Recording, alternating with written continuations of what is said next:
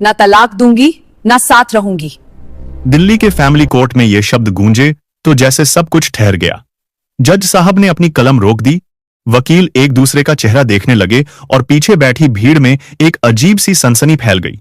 कटघरे में खड़ी थी 28 साल की अनीता शर्मा, महंगी साड़ी, मैचिंग ज्वेलरी और होठों पर एक रहस्यमयी मुस्कान। उसे देखकर कोई कह नहीं सकता था कि उसकी जिंदगी में कोई भूचाल आया हुआ है। उसके सामने खड़ा था उसका पति दीपक शर्मा, आंखों में लाली और चेहरे पर बेबसी लिए। वो जज साहब से भीख मांग रहा था। जज साहब, मैं अपनी पत्नी के साथ सुलह करना चाहता हूं, लेकिन अगर वो मेरे साथ नहीं रहना चाहती तो मेहरबानी करके मुझे तलाक दे दे। मुझे इस घुटन से आजाद कर दीजिए जज साहब। श्रीमती अनीता शर्मा, आप क्या चाहती है? जज ने अनीता की ओर देखते हुए सवाल किया। अनीता के होठों पर वही रहस्यमयी मुस्कान आई। उसने जज साहब की आंखों में देखते हुए पूरे आत्मविश्वास के साथ कहा, जज साहब, ना तो मैं इनके साथ रहूंगी और ना ही इन्हें तलाक दूंगी। जज साहब के चेहरे पर गुस्सा और हैरानी एक साथ थी। श्रीमती अनीता, न आपको अपने पति के साथ रहना है, न ही उन्हें तलाक देना है। यह कोर्ट है, कोई मजाक नहीं चल रहा।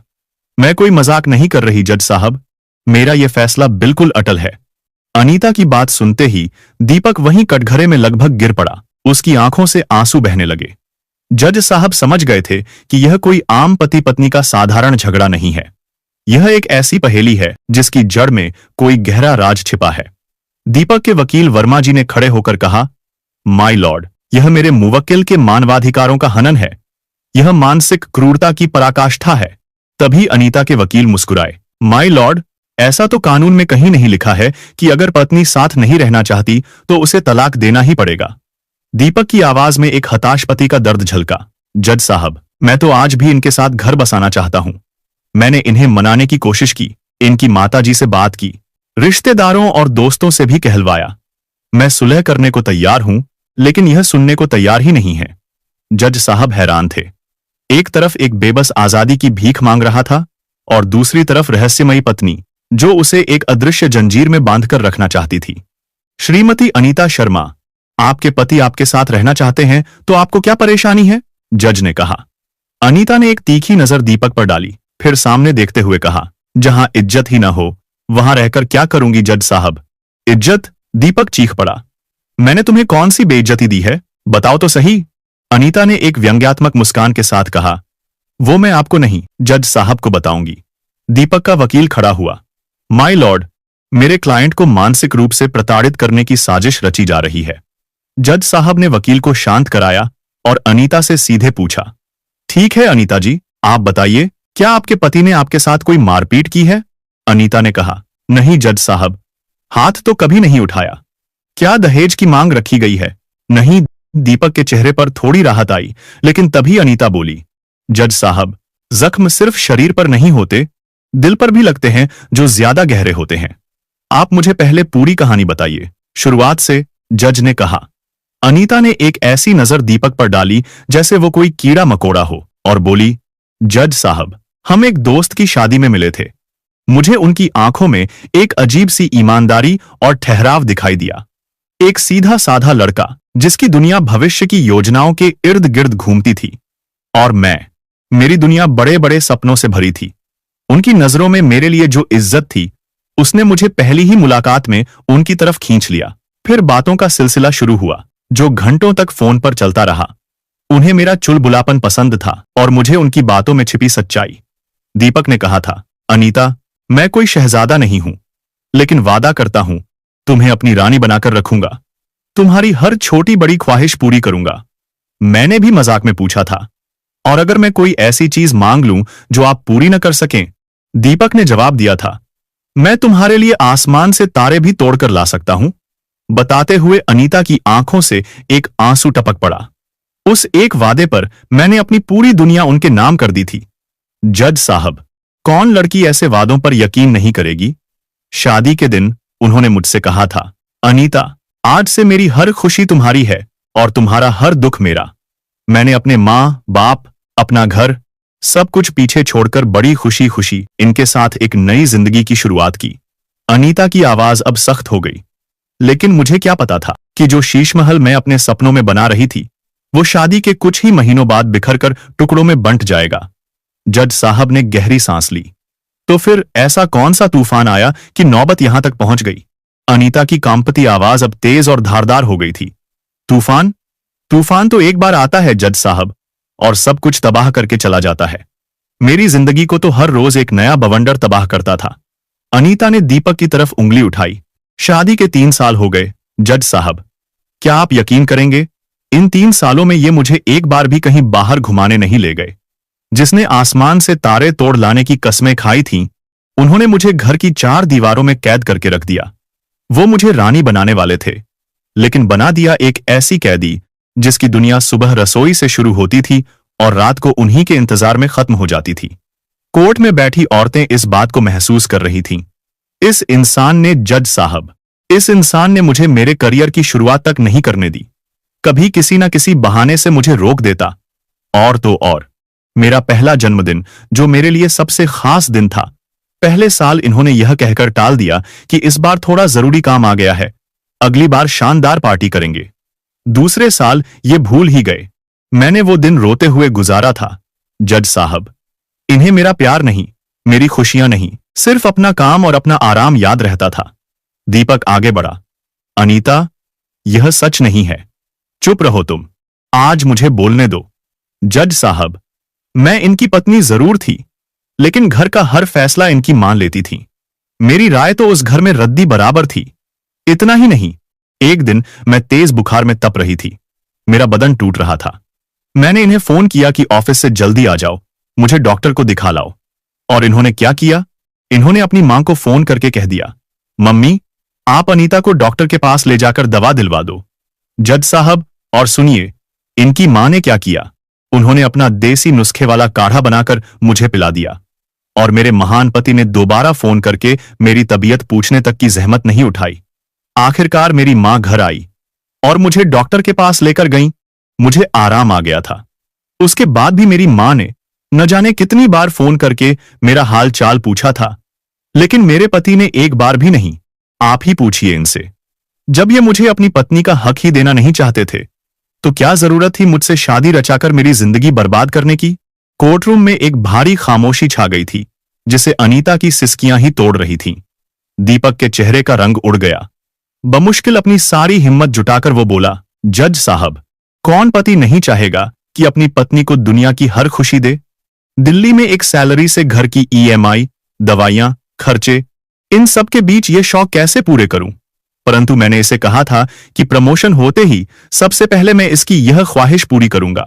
उसकी आवाज में एक मध्यम वर्गीय इंसान की बेबसी थी। अनीता, तुम्हारे पहले जन्मदिन पर मैं घर आने में लेट जरूर हो गया था, लेकिन उस दिन मैं फूलों का गुलदस्ता और तुम्हारी पसंदीदा मिठाई लेकर आया था। उसमें मेरा प्यार था। पर तुम्हें वो मिठाई नहीं, 5 सितारा होटल में डिनर चाहिए था, जो मेरे बजट से बाहर था। क्या प्यार की कीमत तोहफे के आकार से तय होती है जज साहब? दीपक की आवाज भर्रा गई। और वो दिन जब तुम्हारी तबीयत खराब थी। हाँ, मैं नहीं आ सका। ऑफिस में एक बहुत जरूरी इंस्पेक्शन थी। छुट्टी लेता तो शायद नौकरी चली जाती, और नौकरी भी तो मैं अपना घर चलाने के लिए कर रहा था। मैंने मां को फोन किया, उन्हें कहा कि तुम्हें डॉक्टर के पास ले जाएं, लेकिन मां ने तुम्हें घरेलू दवा दी, वही जो वो मुझे बचपन से पिलाती आई हैं। लेकिन क्या यह मेरा गुनाह था कि मैंने अपनी मां से मदद मांगी? फिर दीपक बोला, जज साहब, मैं आसमान से तारे तोड़कर नहीं ला सका। मैं एक आम इंसान हूं, जो अपने परिवार को एक अच्छी जिंदगी देने की कोशिश कर रहा था। शायद मेरी कोशिशें इनकी उम्मीदों के सामने छोटी पड़ गईं। अब कोर्टरूम का माहौल बदल रहा था। कहानी जितनी सीधी और एकतरफा लग रही थी, अब उतनी थी नहीं। जज साहब ने सारे पहलुओं को सोच विचार कर, श्रीमती अनीता, घुमाने न ले जाना, महंगा तोहफा न देना, राय न लेना, ये बातें दिल जरूर दुखाती हैं, पति पत्नी के बीच तनाव पैदा करती हैं, लेकिन क्या ये इतनी बड़ी वजह है कि आप अपने पति से अलग हो जाएं? रिश्ता तोड़ना तो समझदारी नहीं है। उसी समय पीछे से एक तेज और भावुक आवाज गूंजी, जज साहब, आप अनीता को गलत समझ रहे हैं, क्योंकि इसने आपको अब तक इस पर हो रहे जुल्म की पूरी कहानी बयान ही नहीं की है। मैं बताऊंगी आपको सारी बात। सबकी निगाहें घूमी। एक 60 साल की महिला अनीता की मां सुधा देवी आगे बढ़ने की कोशिश कर रही थी। आंखों में आंसू, चेहरे पर लड़ने का जज्बा। अधिकारी ने रोका, आप बैठ जाइए, जब बुलाएंगे तब आइएगा। लेकिन सुधा देवी रुकी नहीं। अनीता मेरी बेटी है, उसे जन्म दिया है मैंने, मैं चुप नहीं रह सकती। उनकी आवाज में पीड़ा थी। उन्हें आगे आने दीजिए, जज साहब बोले। सुधा देवी कटघरे के पास आईं, सांसें फूली हुई थीं। जज साहब, मेरी बेटी ने आपको इस मक्कार की पूरी सच्चाई नहीं बताई। असली जिल्लत तो मेरी बेटी ने सहन की है। हमारे घर परिवार में जब भी शादी ब्याह होता, ये साहब कभी नहीं जाते थे। मेरी बेटी अकेली जाती। सब पूछते, तुम्हारा पति कहाँ है? क्या जवाब देती मेरी बच्ची? उस बेचारी का सिर शर्म से झुक जाता था। ये मानसिक प्रताड़ना नहीं तो क्या है? दीपक ने तुरंत बचाव किया। जज साहब, ऐसा नहीं कि मैं कभी नहीं गया। हाँ, एक बार अनीता के चाचा के बेटे की शादी में नहीं जा पाया। कंपनी में साल का सबसे बड़ा ऑडिट था। मेरा वहां रहना बेहद जरूरी था। मैंने अनीता को यह समझाया भी था, अगर नौकरी नहीं रहेगी तो घर कैसे चलेगा। सुधा देवी और भड़की। उन्होंने तीखी आवाज में कहा, शादी ब्याह छोड़िए जज साहब, जब अनीता के पिताजी का देहांत हुआ तब भी ये नहीं थे। हमारी दुनिया लुट गई। मेरी बेटी को सहारे की दरकार थी, पर ये नौकरी में फंसे रहे। हमने फोन करके इनको खबर दी, जब तक ये लौटे तब तक अंतिम संस्कार भी हो चुका था। अंतिम संस्कार के भी 4 घंटे बाद पहुंचे थे। क्या यही होता है एक पति का सहारा? कोर्टरूम में खामोशी गहरा गई। अनीता की आंसुओं की धार चेहरे पर बह रही थी। वह सिसकती हुई बोली, हां जज साहब, उस दिन मुझे लगा मेरी दुनिया में मेरे लिए कोई नहीं। जिसने 7 फेरों में हर सुख दुख में साथ का वादा किया, वही मेरे जीवन के सबसे बड़े दुख में गायब था। वो खालीपन, वो अकेलापन मैं कभी नहीं भूल सकती। जज साहब ने गंभीर दृष्टि से दीपक को देखा। मिस्टर दीपक, इस पर आप क्या कहेंगे? दीपक का चेहरा उतर गया था। दिल के भीतर के तूफान को काबू करते हुए वो दर्द भरी आवाज में बोला, जज साहब, मैं वहां नहीं था, यह सच है। पर यह झूठ है कि मैंने कोशिश नहीं की। जिस पल मुझे अनीता के पापा के गुजर जाने की खबर मिली, मेरे पैरों के नीचे से जमीन खिसक गई थी। उसकी आवाज अब टूट रही थी, आंसू आंखों से छलक पड़े। मेरे अपने पिता तो तब गुजर गए थे जब मैं बहुत छोटा था जज साहब। मुझे तो याद भी नहीं कि पिता का प्यार कैसा होता है। शादी के बाद मैंने अपने ससुर जी में ही अपने पिता को देखा था। वो भी मुझे बेटे से बढ़कर मानते थे। जब मुझे खबर मिली, मैंने हर ट्रैवल वेबसाइट, हर एयरलाइन पर तत्काल टिकट ढूंढा। कोई फ्लाइट नहीं मिली। हताश होकर जो पहली ट्रेन मिली उसमें भाग कर चढ़ा, पर बहुत देर हो चुकी थी। उसने रोते हुए कहा, विश्वास कीजिए, उस दिन सिर्फ अनीता ने पिता नहीं खोया, मैंने भी अपने पिता को दोबारा खोया। मैं उनके आखिरी दर्शन भी न कर पाया। यह कसक आज भी दिल में है। जज साहब उसकी मजबूरी समझ गए, पर सुधा देवी के चेहरे पर कोई नरमी नहीं आई। देखा जज साहब, फिर वही मगरमच्छ के आंसू। हर बार कहानी गढ़कर खुद को बेचारा साबित करता है। अच्छा, मान लिया उस दिन मजबूरी थी, पर जो रोज रोज मेरी बेटी सहती है, दिन रात सांस के ताने, उस सब का क्या? आप यकीन नहीं करेंगे जज साहब, मेरी बच्ची को क्या क्या सुनना पड़ता है अपने ससुराल में। तुम औरत होकर घर नहीं संभाल सकती, खाना अच्छा नहीं बनाती, बच्ची का ध्यान नहीं रख सकती। ऐसे हजारों ताने सुन सुनकर मेरी बेटी का दिल पत्थर हो गया है। और जब इसने बिजनेस शुरू करने का सपना देखा, तो इस आदमी ने वह सपना भी कुचल दिया। जज साहब देख रहे थे कि अनीता की मां एक एक करके दीपक की वो सारी शिकायतें गिनाती जा रही थी, जो अनीता शायद भूल भी चुकी थी। लेकिन अब अपनी मां के बोलने के साथ साथ अनीता भी वह सारी बातें याद कर करके रोती जा रही थी। अनीता के गाल आंसुओं से भीग चुके थे। उसने रोते रोते कहा, जज साहब, मैंने सोचा था कि शादी के बाद भी मैं अपना सपना पूरा करूंगी, लेकिन मुझे साफ कह दिया गया कि तुम घर और बच्चे संभालोगी, बिजनेस नहीं। मेरे सपनों की कोई कीमत ही नहीं रही। जज साहब ने ध्यान से दीपक की ओर देखा। क्या यह सच है मिस्टर दीपक? अगर अनीता जी बिजनेस करना चाहती थी तो इसमें कोई हर्ज तो नहीं था? दीपक ने तुरंत सिर उठाया। आवाज टूट रही थी मगर दृढ़ थी। नहीं जज साहब, मैंने कभी इसे मना नहीं किया। हमारी बेटी को टाइफाइड हो गया था, वो काफी समय से बीमार चल रही थी। मैंने बस इतना कहा था कि जब तक उसकी तबीयत ठीक नहीं हो जाती तब तक थोड़े समय के लिए इंतजार करे। मैं जानता था कि वो दोनों तरफ अपना ध्यान नहीं दे पाएगी, इसलिए उसे 2-3 महीने रुकने को कहा था। मैंने अनीता से कहा था कि बच्ची के ठीक होने के बाद मैं खुद उसके सपने पूरे करने में उसकी मदद करूंगा। और जहां तक मां की बातों का सवाल है, जज साहब, डॉक्टर ने बच्ची को बाहर का खाना खिलाने से मना किया था। मां बस यही कहती, घर का अच्छा खाना खिलाओ, लेकिन अनीता उसे पैक्ड फूड, मैगी खिला देती थी। मां टोकती तो अनीता को गुस्सा आता। इसी बात पर क्लेश होते रहते। दीपक ने आंसुओं को पोंछते हुए कहा, मैंने हर बार बीच बचाव की कोशिश की, लेकिन ना मां को समझा पाया, न अनीता को। इस बीच सबसे ज्यादा टूटा मैं खुद हूं जज साहब, क्योंकि मैं दोनों पार्टों के बीच पिस रहा था। दीपक का गला भर्रा गया और वह वहीं कटघरे में सिर झुकाकर रो पड़ा। एक 32 साल के मर्द को कोर्ट में यूं फूट फूट कर रोते देख पूरे कोर्ट में एक अजीब सी खामोशी छा गई। लेकिन अनीता की मां पर इसका कोई असर नहीं हुआ। ये मगरमच्छ के आंसू हैं, जज साहब। देखिए कैसे रो रहा है। गलतियां छुपाने का एक और नाटक है। इसकी सारी दलीलें झूठी हैं। एक एक पैसे के लिए तरसाता है ये मेरी बच्ची को। उसकी छोटी छोटी ख्वाहिशें भी पूरी नहीं कर सकता।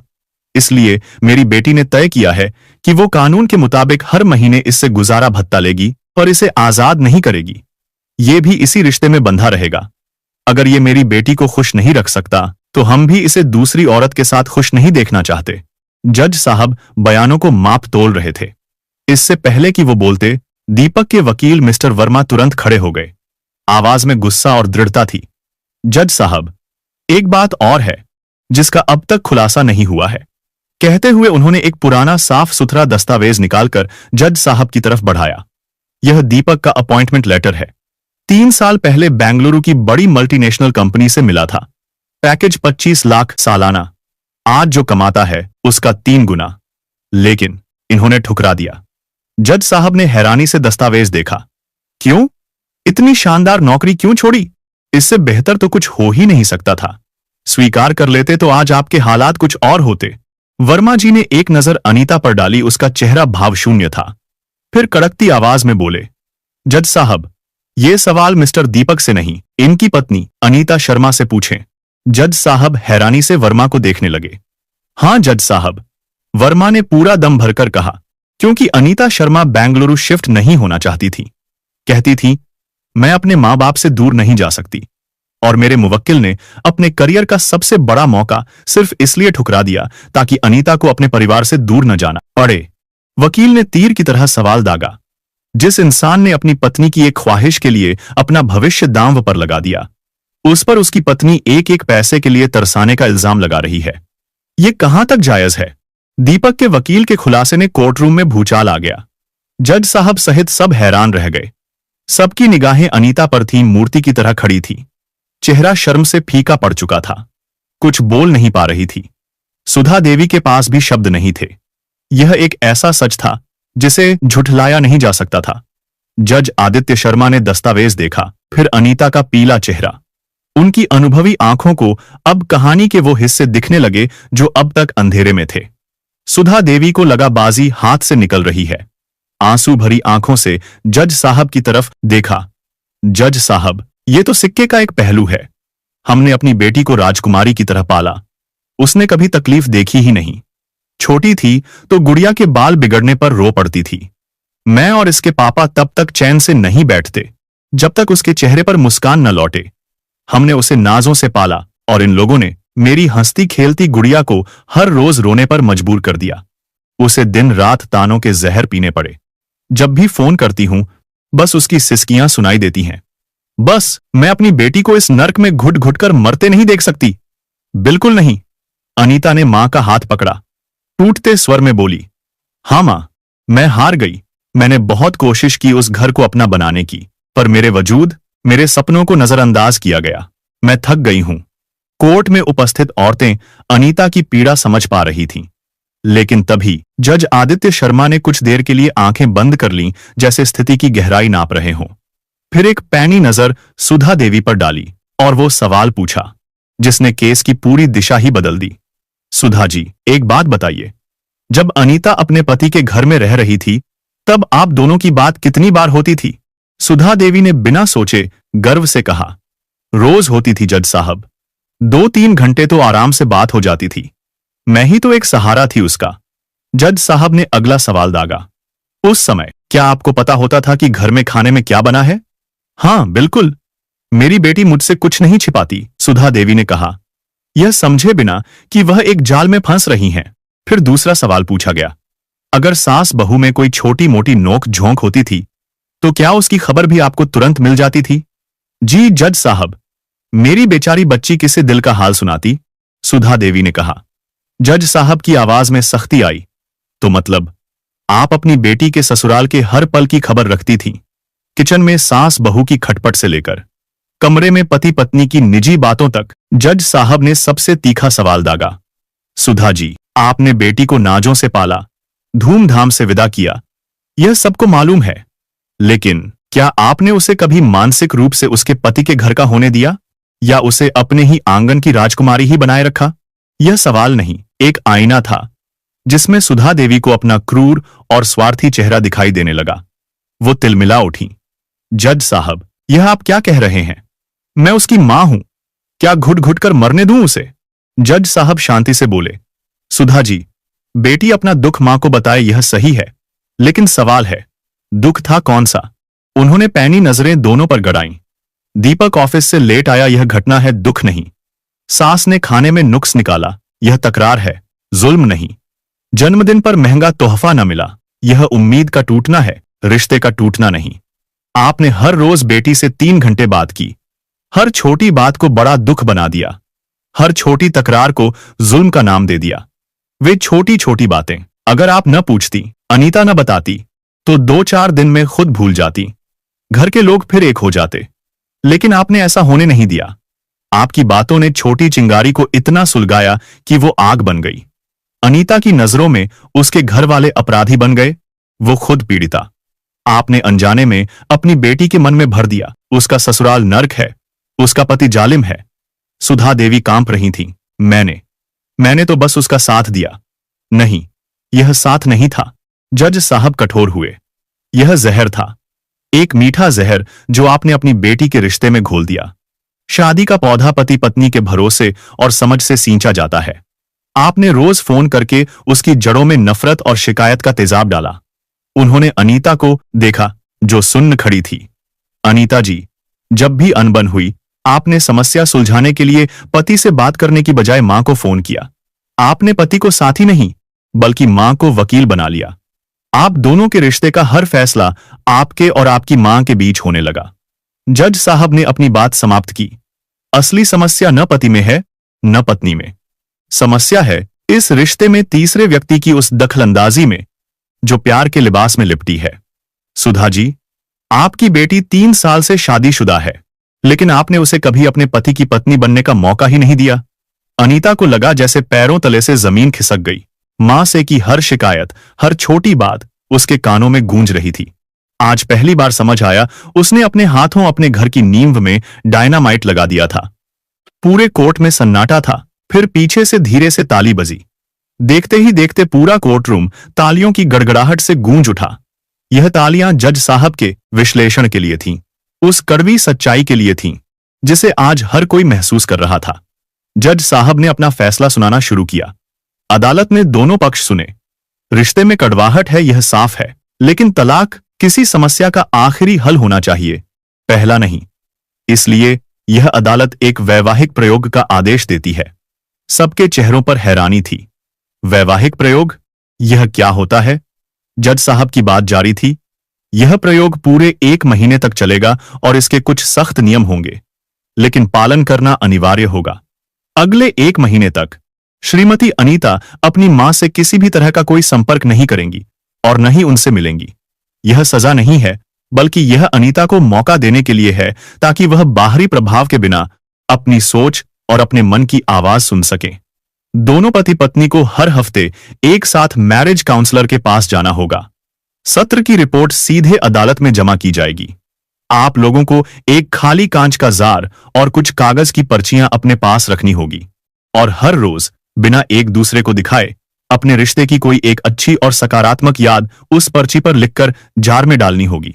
ये यादें आपके झगड़े शुरू होने से पहले की होनी चाहिए।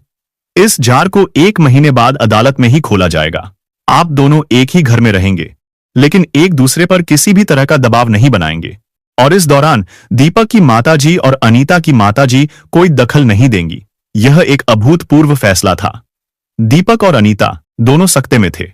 उनके पास इसे मानने के सिवा कोई चारा नहीं था। शुरुआती दिन बहुत अजीब और मुश्किल थे। वह घर अब घर नहीं, एक खामोश जंग का मैदान था। अनीता के लिए मां से बात किए बिना एक दिन काटना पहाड़ जैसा था। बार बार फोन उठाने की तलब होती, पर अदालत का आदेश रोक देता। दिन में 100 बार नजरें मिलती, फिर अजनबियों की तरह नजर फेर लेते। रात को जब पूरा शहर सोता, उनके अंदर का तूफान जाग रहा होता था। वे चुपचाप अपनी अपनी पर्ची लिखते। उन पर्चियों में क्या था, यह तो बस वो जानते थे। पहला काउंसलिंग सेशन एक तूफान की तरह था। दोनों ने सारा गुस्सा, सारी भड़ास निकाल दी। काउंसलर ने किसी को सही गलत न ठहराया, बस सुना। अगले सेशन में वे एक दूसरे का नजरिया समझने लगे। अनीता को पहली बार एहसास हुआ कि मां के जिस अत्यधिक दखल को वो प्यार का अमृत समझती रही, वो असल में उसके वैवाहिक जीवन के लिए मीठा जहर था। वहीं दीपक को समझ आया कि अनीता अपनी मां पर कितनी निर्भर थी और नए माहौल में उसे कितने सहारे की जरूरत थी। एक रात पर्ची पर कुछ लिखते लिखते दीपक की आंख से एक आंसू छलककर उस कागज पर गिर गया। जल्दी से पहुंचा, पर्ची मोड़कर जार में डाल दी। वहीं अनीता भी एक पर्ची लिख रही थी। कई पुरानी यादें एक साथ उसके मन के भीतर हिलौरें लेने लगीं। हम कैसे थे और हम क्या बन गए। मैंने जितना समय अपनी मां के कंधे पर रोकर गुजारा, अगर उसका आधा समय भी अपने पति का हाथ थामकर बिताया होता तो शायद हमें कभी कोर्ट जाना ही नहीं पड़ता। सोचते हुए हाथ कांप रहे थे। पर्ची सीने से लगाकर वो देर तक रोती रही। दोनों तड़प रहे थे। दौड़कर एक दूसरे के पास जाना चाहते थे, गले लगकर कहना चाहते थे कि गलती हो गई, लेकिन दोनों के बीच अहम की एक अदृश्य दीवार खड़ी थी। अनीता सोचती पहल उसे करनी चाहिए। दीपक सोचता इल्जाम मुझ पर लगे हैं, वो एक बार माफी तो मांगे। प्यार और स्वाभिमान की ऐसी लड़ाई जिसमें दोनों हार रहे थे, एक छत के नीचे, फिर भी एक दूसरे की आवाज सुनने को तरस रहे थे। एक एक दिन गिनते वो महीना गुजर गया। खामोशी और गहरी और दर्दनाक हो गई थी। ठीक एक महीने बाद वही फैमिली कोर्ट रूम में एक अजीब सी खामोशी थी। दीपक और अनीता आमने सामने थे। उनके बीच वो कांच का जार रखा था जो अब पर्चियों से लबालब भरा था। उन 30 दिनों की अनकही यादों का गवाह। जज साहब ने दोनों को देखा। सोचा कुछ आप दोनों ने। दोनों खामोश थे। दोनों की आंखों में इंतजार था, शायद सामने वाला पहले बोले, पर दोनों का अहम भारी चट्टान की तरह रास्ते में खड़ा था। जज साहब मुस्कुराए। लगता है फैसला अभी भी मुश्किल है। चलिए पहले इस जार को खोलते हैं जिसमें आप दोनों के रिश्ते की सबसे सच्ची गवाही बंद है। दीपक, आप अनीता की लिखी हुई कोई एक पर्ची उठाइए और सबके सामने पढ़िए। दीपक ने कांपते हाथों से एक पर्ची निकाली। उसे खोलते ही उसकी आंखें एक पल को ठिठक गईं। उसकी आवाज अचानक रुंध गई। उसने पढ़ना शुरू किया। शादी के बाद जब मैं अपने मम्मी पापा की याद में उदास बैठी थी, तभी तुम मेरे पसंदीदा तीखे गोलगप्पे ले आए थे। मेरा मन तब भी भारी था, तो तुमने मुझे हंसाने के लिए चुटकुले सुनाने शुरू कर दिए। और सच कहूं, मैंने आज तक उससे ज्यादा खराब जोक्स नहीं सुने थे। इतना पढ़ते ही कोर्ट में कुछ लोगों के चेहरों पर मुस्कान आ गई, लेकिन दीपक की आंखें भर आईं। उसने आगे पढ़ा, लेकिन जब मैंने तुम्हारा चेहरा देखा, एक सिविल इंजीनियर जो बड़ी बड़ी बिल्डिंग्स बनाता है, वो एक छोटे से मासूम बच्चे की तरह मुझे हंसाने की पूरी कोशिश कर रहा था। मैं तुम्हारे चुटकुले सुनकर नहीं, उस भोलेपन को देखकर रोते रोते हंस पड़ी थी। तुम कितने अच्छे हो दीपक। अब दीपक की आवाज टूट रही थी। वो पर्ची उसके हाथ में कांप रही थी। अनीता, अब आप दीपक की एक पर्ची पढ़िए, जज साहब बोले। अनीता ने एक पर्ची उठाई। खोलते ही सांस अटक गई। अनीता, मुझे याद है जब मेरे प्रमोशन की पार्टी में एक रिश्तेदार ने मेरा मजाक उड़ाया था और तुमने सबके सामने मेरा हाथ पकड़कर कहा था, मुझे अपने पति पर गर्व है। उस दिन तुमने मुझे दुनिया का सबसे मजबूत इंसान बना दिया था। अनीता, उस दिन मुझे यकीन हो गया था, अगर पूरी दुनिया भी मेरे खिलाफ हो जाए तो भी तुम मेरा साथ नहीं छोड़ोगी। अनीता की आंखों से अब आंसू नहीं, जैसे सैलाब बह रहा था। उसे याद आया कि कैसे उसने उसी पति पर सबके सामने इल्जाम लगाए थे जिसे कभी उसने अपनी ताकत बताया था। जज साहब ने माहौल को और गहरा करते हुए कहा, एक और पर्ची। दीपक, आप पढ़िए। दीपक ने पर्ची उठाई। पढ़ते ही रो पड़ा। दीपक, याद है शादी के बाद पहली बार मैंने खाना बनाया था, सारा जल गया था। शर्मिंदगी में मैं रोने लगी थी, पर तुमने पूरा जला खाना हंसते हंसते खा लिया और कहा, आज से ये मेरी फेवरेट डिश है। उस दिन पहली बार लगा मुझे दुनिया का सबसे अच्छा पति मिला है। मैं चाहे कितनी गलतियां करूं, आपकी नजरों में मैं परफेक्ट हूं। दीपक से खड़ा नहीं रह गया। कटघरे का सहारा लेकर हिचकियां लेते हुए रोने लगा। जज साहब ने अनीता को देखा, उसकी हालत और बुरी थी। अनीता, अगली पर्ची। अनीता ने बड़ी मुश्किल से एक और पर्ची उठाई। स्याही थोड़ी फैली थी, शायद लिखते हुए आंसू गिरे होंगे। याद है अनीता, जब मैं ऑफिस के तनाव में रातों जागता रहा, तुम चुपचाप मेरे पास बैठकर बालों में हाथ फेरती थी। थक जाता तो चाय कॉफी बनाकर ले आती। कुछ नहीं पूछा, बस इतना जताया तुम मेरे पास हो, हमेशा रहोगी। उस रात लगा, जब तक तुम साथ हो मैं दुनिया की हर जंग जीत सकता हूं। मैं तुम्हारे बिना कुछ भी नहीं हूं। मैं तुमसे बेहद प्यार करता हूं और हमेशा करूंगा। बस इतना पढ़ते पढ़ते अनीता के सब्र का बांध टूट गया। वो पर्ची उसके हाथ से छूट गई। उसके मुंह से एक दबी हुई चीख निकली और वो फूट फूट कर रोते हुए लड़खड़ाकर गिरने लगी। अगले ही पल दीपक ने दौड़कर उसे थाम लिया और अनीता उसके सीने से चिपक गई। वो किसी बच्ची की तरह रो रही थी। दीपक, मैं कितनी बुरी हूं, मैं कितनी स्वार्थी हूं। मैंने तुम्हारे प्यार को कभी नहीं समझा। मैंने आपके हर त्याग को नजरअंदाज किया। मैं बस शिकायतें ढूंढती रही और आपके उस प्यार को देख ही नहीं पाई जो आप छोटे छोटे पलों में मुझ पर लुटाते थे। दीपक भी रो रहा था। उसने अनीता का चेहरा अपने हाथों में लिया। उसके आंसू पोंछे। नहीं अनीता, तुम बुरी नहीं हो, हम दोनों ही नासमझ थे। गलती मेरी भी थी। तुम अपने माँ बाप को छोड़कर मेरे भरोसे मेरे साथ आई थी। मुझे भी समझना चाहिए था, थोड़ा समय देना चाहिए था। तुम्हारी छोटी छोटी ख्वाहिशें तो पूरी कर ही सकता था मैं। उसने अनीता को इतनी कसकर गले लगाया जैसे वो उसे खुद में समा लेना चाहता हो। आज सालों बाद दो जिस्म और एक जान होने का मतलब उन्हें समझ आया था। कोर्ट का माहौल और भारी हो गया। सीटों पर बैठे लोग अपने बहते हुए आंसू छुपाने लगे। खुद जज साहब की आंखें भी नम थीं। दीपक ने हाथ जोड़कर कहा, योर ऑनर, हमें अपनी याचिका वापस चाहिए। हम तलाक नहीं चाहते। जज साहब मुस्कुराए और कहा, मुझे इसी बात की उम्मीद थी। याद रखिए, शादी का मतलब एक दूसरे की गलतियों का हिसाब रखना नहीं, बल्कि एक दूसरे की कमियों के बावजूद साथ खड़े रहना है। आज तुम दोनों ने सिर्फ अपना रिश्ता नहीं बचाया, बल्कि दुनिया को यह दिखाया है कि अगर दिल में सच्चा प्यार हो तो कोई भी दीवार इतनी ऊंची नहीं होती जिसे ढाया न जा सके। आंसुओं से भीगे चेहरे के साथ अनीता ने दीपक की ओर देखा। दीपक, आज के बाद न तो मैं तलाक मांगूंगी, न तुमसे अलग रहूंगी। तुम्हारी अर्धांगिनी का वादा है। दीपक ने भरी आंखों से जज साहब की ओर देखा और हाथ जोड़ लिए।